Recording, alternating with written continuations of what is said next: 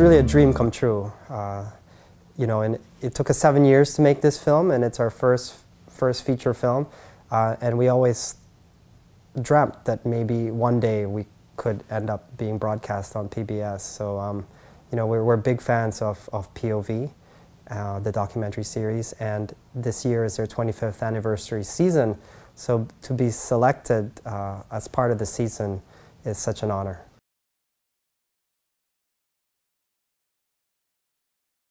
I am, my brother who appears in the film, my brother Jamie, he's married to Mimi, Paco's sister. So Paco is my brother's brother-in-law.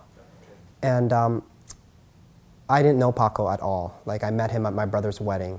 He's much younger than me, about 10 years younger than me. So, you know, we had different friends. And when all this was happening, I was living in Manila at the time.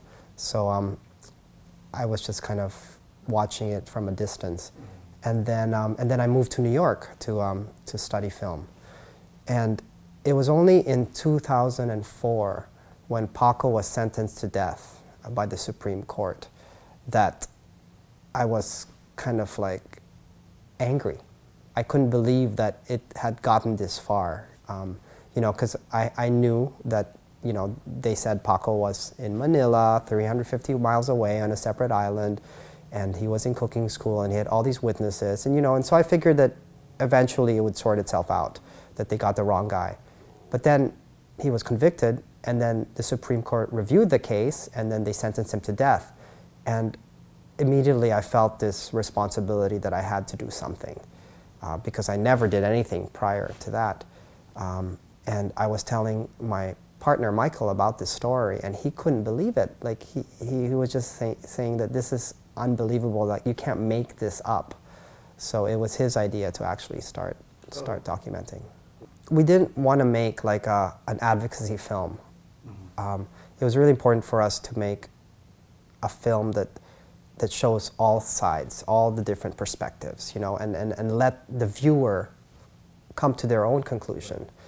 You know, and our goal also was to show Paco's side of the story, his family side, because that never came out before. Like, you know, the media in Cebu and in the Philippines never reported on Paco's side. It was always on the side of the mother and the victims, you know, the missing girls. So Paco's story had never been told. Even during the trial, the judge refused to let him take the witness stand. You know, he wanted to testify, and he wasn't allowed his day in court. So it was important for us to tell the whole story, both Paco's side and the Chiong side. And you know, we were able to interview Mrs. Chiong several times. I mean, based in New York, sometimes we would hire, you know, local producers to interview her. But that final interview, where she kind of talks about killing Paco, that was shot by Michael. He went himself to meet with Mrs. Chiong, and she granted him the interview. I mean, she's used to the media, because the media, you know, followed her for many years, and so she actually enjoys it. And yeah, Michael just had to turn the camera on, and she started saying all those things. I mean, admittedly, we didn't tell her that, you know, the producer is related by affinity to Paco's family, because we wouldn't have gotten the interview. We wouldn't have gotten access to her. But we told her we were making an independent documentary film, you know, and we were telling the case from both sides.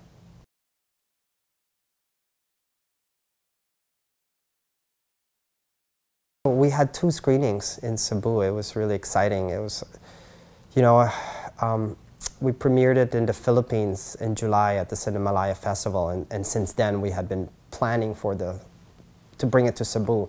So it finally happened the other night, and we had 2 back-to-back screenings, and it was the first time that you know, that they had a Skype video Q&A for the audience.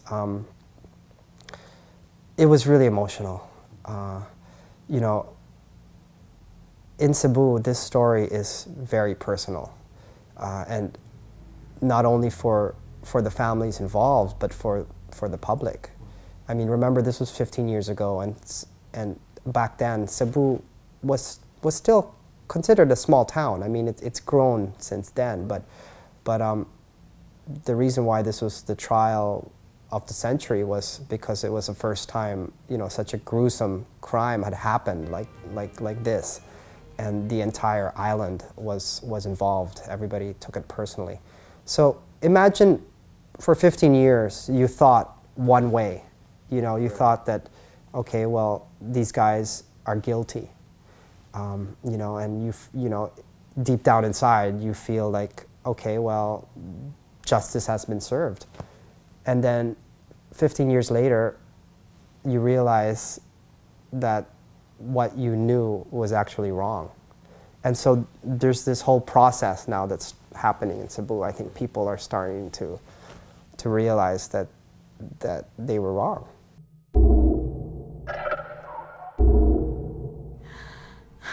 It's not fair. He doesn't deserve to be there any more than I do, or that you do, because he didn't do anything to the Chiong Sisters.